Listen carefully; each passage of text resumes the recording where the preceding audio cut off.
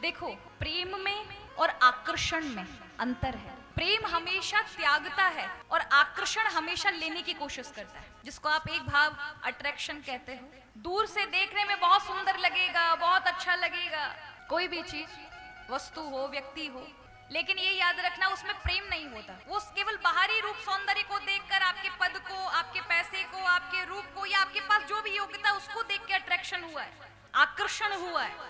तो अगर आप नहीं भी मिले तो कुछ दिन के बाद उसके पास कोई दूसरा अट्रैक्शन आ जाएगा, महाराज वहां चला जाएगा, ट्रांसफर होता रहता है। इसलिए सूर्पनखा का मन पहले राम जी पे गया। राम जी ने कहा हम तो एक पत्नी वृत्ति हैं, हम तो दास हैं, हमारे पास तो राज्य भी नहीं है। वो जो सामने गोरा बैठा है ना, उसके पास वो राजा है, अभी उसका ब्याह भी नहीं हुआ।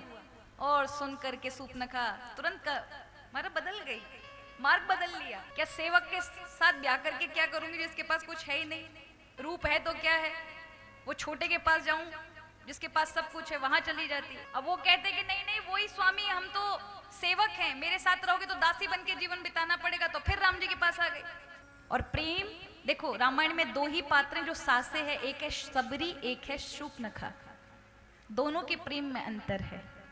और एक शबरी है जिसने बचपन से लेकर 85 साल तक का जीवन केवल भगवान की प्रतीक्षा में लगा दिया कि सिर्फ एक बार राम का दर्शन मिल जाए, सिर्फ एक बार राम का दर्शन करना, जिसने आजीवन त्यागा। इसीलिए भगवान ने सूर्पनखा को एक पलक भर के भी नहीं देखा और शबरी को जाके नमन किया।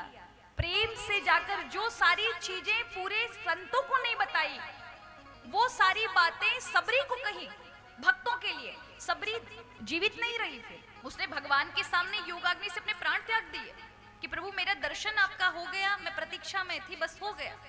अब बताइए प्रेम किसका होता है? स्वार्थ आपको, आप नहीं तो कोई दूसरा, दूसरा नहीं कोई तीसरा, स्वार्थ ऐसा होता है। और प्रेम, प्रेम अलग है। प्रेम के पास कोई दूसरी राह है ही नहीं।